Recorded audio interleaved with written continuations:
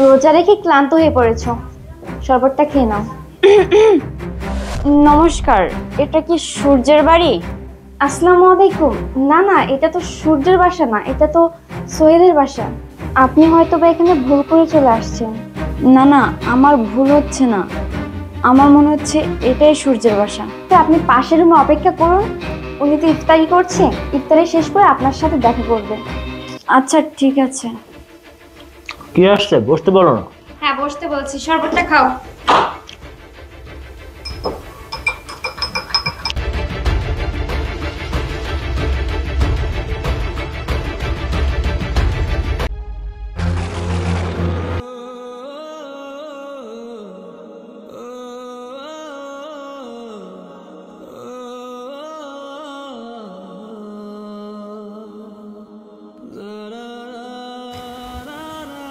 আরে কি ব্যাপার, আপনি এখানে দাঁড়িয়ে আছেন কেন? আপনি এখানে বসুন, উনি নামাজ পড়ে আপনার সাথে দেখা করবে। আচ্ছা ঠিক আছে। আচ্ছা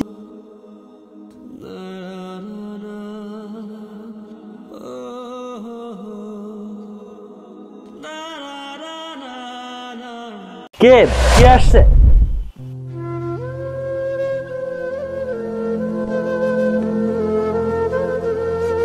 আরে তুমি তুমি এখানে কি করে আসলে? সূর্য, সূর্য তুমি এখানে কেমন আছো সূর্য? আমি ভালো আছি, কিন্তু তুমি আমার বাড়িতে কেন? তাছাড়া আমি একটা জিনিস বুঝতে পারছি না, তোমার আর আমার বিষয়টা যদি আমার বউ কোনোভাবে জেনে যায় তাহলে তো একদম সর্বনাশ হয়ে যাবে। তুমি কেন আসছো? কি জন্য আসছো, মানে কিসের জন্য এতদিন পরে কেন?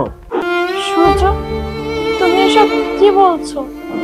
আমার বউ জানতে পারবে, তার মানে তুমি বিয়ে করেছো?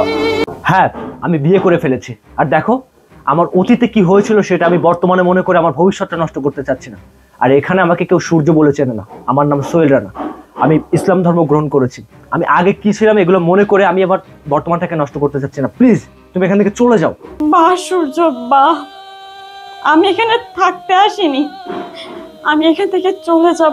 কিন্তু চলে যাওয়ার আগে একটা কথা, আমি একটা অজানা প্রশ্নের উত্তরের জন্য কলকাতা থেকে ঢাকা চলে আসছি, শুধুমাত্র সেই অজানা প্রশ্নের উত্তর খোঁজার জন্য। আচ্ছা সূর্য, আমি তো তোমাকে ভালোবাসতাম, তোমাকে ভালোবেসে মা বাবা ফ্যামিলি সবকিছু ত্যাগ করে তোমার হাত ধরে চলে আসছি। আমার কাছে যতদিন টাকা পয়সা ছিল ততদিন তুমি আমাকে ভালোবাসছো, আমার টাকা পয়সা সবকিছু শেষ, তোমাকে রাস্তায় ছুঁড়ে ফেলে দিয়েছো। কিন্তু ছুঁড়ে ফেলে দেওয়ার আগে একটা বার ভাবলে না যে আমি মানুষটা কেমন থাকবো? আচ্ছা সূর্য, একটা কথা বলো তো, একটা মানুষ সুখে থাকার জন্য তার দেশ ছেড়ে, তার বাবা মা, ভালোবাসার মানুষ ছেড়ে, পরিচয় আত্মগোপন রেখে সূর্য থেকে সোহেল রানা হয়ে একটা বিধর্মী মেয়েকে বিয়ে করে সুখে শান্তিতে সংসার করছে, আর ওদিকে আমি তোমাকে 4টা বছর ধরে পাগলের মতো খুঁজে বেড়াচ্ছি। তোমার কি আমার কথা একটু মনে হয়নি? একটা কথা কি জানো, উপরে একজন বসা আছে, আজ হোক বা কাল হোক তুমি তোমার পাপের শাস্তি পেয়ে যাবে। আমি জানি আমি তোমার সাথে অন্যায় করেছি, আর যে অন্যায় করেছি অন্যায়ের ক্ষমা হয় না। আসলে কিছু কিছু প্রশ্নের উত্তর জানা থাকে না। তুমি আমাকে পারলে ক্ষমা করে দিও, আর আমার কিছু বলার নেই। আমি জানি সূর্য, তোমার বলার মতো কোনো ভাষা নেই, তবে যে সুখের জন্য তুমি আমাকে ছেড়ে আসছো সেই সুখ একদিন তোমার জীবনে কষ্ট হয়ে নেমে আসবে। সেদিন তোমার চোখের জল মোছার জন্য তোমার হাতটাকে চোখের সামনে পাবে না, সেদিন তুমি বুঝতে পারবে তুমি আমাকে কতটা কষ্ট দিয়েছো। এটা আমার অভিশাপ না, এটা আমার আত্মনাদ।